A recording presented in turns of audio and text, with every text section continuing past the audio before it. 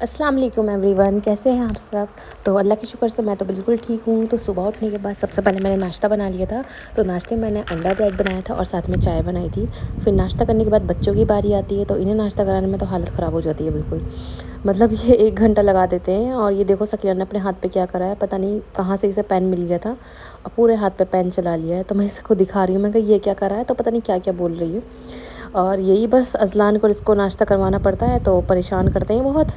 आसानी से खाना ही नहीं चाहते बिल्कुल भी, तो 1 घंटा लग ही जाता है इन्हें खिलाने में।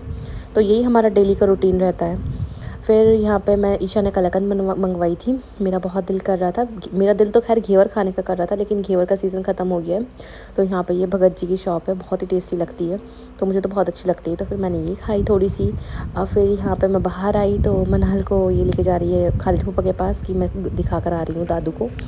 फिर यहाँ पे ये सारे बच्चे खेल रहे हैं, सब सोकर उठे हैं, तो बारी बारी करके एक एक करके सब नाश्ता भी कर रहे हैं। तो यहाँ पे पहले ये दोनों नाश्ता कर रहे हैं, जाहिदा कर चुकी है और अज़लान भी इनके साथ खेल रहा था। अज़लान भी पीछे पीछे भागता रहता है इनके, कुछ कुछ करता रहता है। तो फिर उसके बाद आज मौसम बहुत अच्छा हो रहा था, मतलब ठंडा ठंडा मौसम हो रहा था, हवा भी चल रही थी। तो मैं आपको बाहर का मौसम दिखाती हूँ किस तरीके से हो रहा है। तो बहुत ही अच्छा हो रहा था, धूप नहीं निकली थी, लेकिन अच्छा मौसम था, हवा चल रही थी। तो फिर अज़लान भी मेरे पीछे पीछे आ गया है। जब जहाँ जहाँ मैं जाती हूँ तो अज़लान भी मेरे पीछे पीछे ही रहता है। तो ये भी आके खड़े होकर देखने लगा कि मामा कहाँ जा रही हैं, क्योंकि इससे लगता है कि मैं जैसे बैग पैक करके कहीं चली जाऊँगी इसे छोड़कर। फिर उसके बाद मैं अंदर आ गई। तो अंदर आने के बाद बस मैं यहाँ पे थोड़ा सा ऐसे ही अपना आपको दिखा रही थी।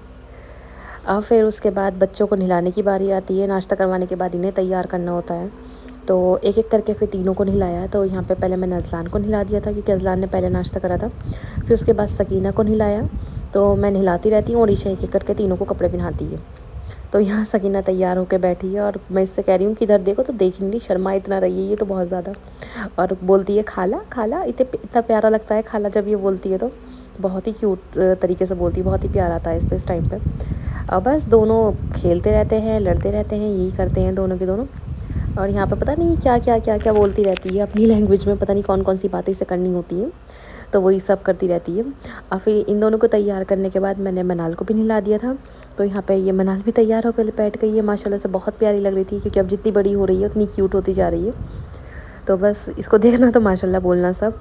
और फिर यहाँ पे ये दोनों खेल रहे हैं, ये थोड़ी सी क्रीम हाथ पे लेके घूम रही है, पता नहीं क्या कर रही है। और इन दोनों में फिर से लड़ाई हो गई, मतलब दोनों को एक ही चीज़ चाहिए होती है।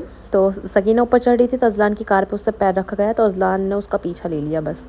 अब मना कर रही हूँ कि परेशान मत करो, लेकिन मानता ही नहीं, उसके पीछा लेता है। खेलते भी है साथ, लड़ते भी हैं साथ। फिर उसके बाद खुद नहाने के बाद फिर मैंने लंच किया। तो लंच में ईशान और मैंने दाल राइस खाई थी, क्योंकि भाभी ने दाल राइस बनाए थे, तो बहुत टेस्टी बने थे ये भी। और गर्मियों में तो बहुत अच्छे लगते हैं दाल राइस, किसी किसी अच्छे लगते हैं। साथ में अचार लिया था हमने। फिर उसके बाद बच्चों को सुला दिया। अब ये तीनों सो जाते हैं ना, तो ऐसा लगता है जैसे ज़िंदगी में सबसे बड़ा सुकून मिल गया है। इन्हें सुलाने के बाद फिर जब सो गए थे, तो फिर मैं भी सो गई थी। फिर शाम में जब मैं उठी, तो फिर मैंने यहाँ पे दाल भिगो दी थी सुबह, क्योंकि ईशा को दाल के पकौड़े खाने का दिल कर रहा था, क्योंकि इसने कभी खाए नहीं है। मैंने इसे बताया था कि बहुत अच्छे लगते हैं, बहुत क्रिस्पी होते हैं, क्योंकि हमारे यहाँ बिहार में बनते हैं, तो बहुत टेस्टी बनते हैं। तो फिर इसने कहा कि चलो तो फिर आज तुम बना के खिलाओ कैसे लगते हैं। तो फिर सबने खाए, सबको बहुत अच्छे लगे, बहुत क्रिस्पी थे। और फिर तारिक भाई आ गए थे फैक्ट्री से। वैसे तो संडे है आज, लेकिन ये तब भी फैक्ट्री गए थे। फिर वहाँ से ये अपने लिए फ़िश लेकर आए थे, फ्रोज़न फ़िश थी, क्योंकि ये आजकल डाइटिंग पे हैं, अपना वेट कम कर रहे हैं। तो इसीलिए इनके लिए एकदम बॉयल खाना बन रहा है, ना ये नमक खा रहे हैं बिल्कुल भी, और ना ही ऑयल ले रहे हैं। मतलब इनके लिए कुछ भी बन रहा है, सब चीज़ें बॉयल करके बन रही हैं। तो यहाँ पे मैंने फ़िश कुक होने के लिए रख दी थी, बस मैंने इसमें सिनेमन पाउडर और ब्लैक पेपर और लेमन ऐड करा था, इसके अलावा कुछ नहीं। और फिर जब ये यहाँ पे कुक हो गई थी, तो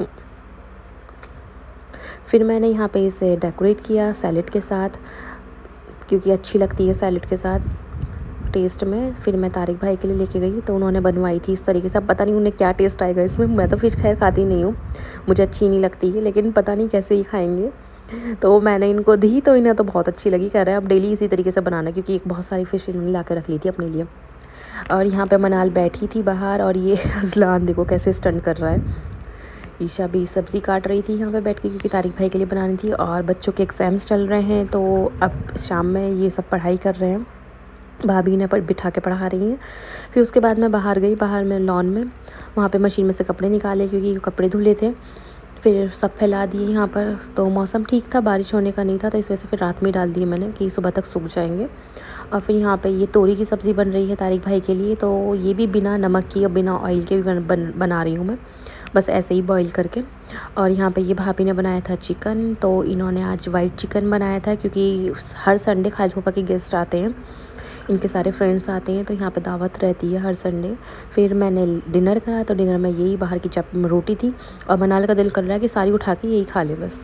और अगर ब्लॉग अच्छा लगा हो तो प्लीज़ लाइक शेयर ज़रूर करना, चैनल पे नहीं हो तो प्लीज़ सब्सक्राइब कर देना, और इंस्टाग्राम पेज भी फॉलो कर लेना। Thank you for watching, comment करना नहीं भूलना। अल्लाह हाफिज़।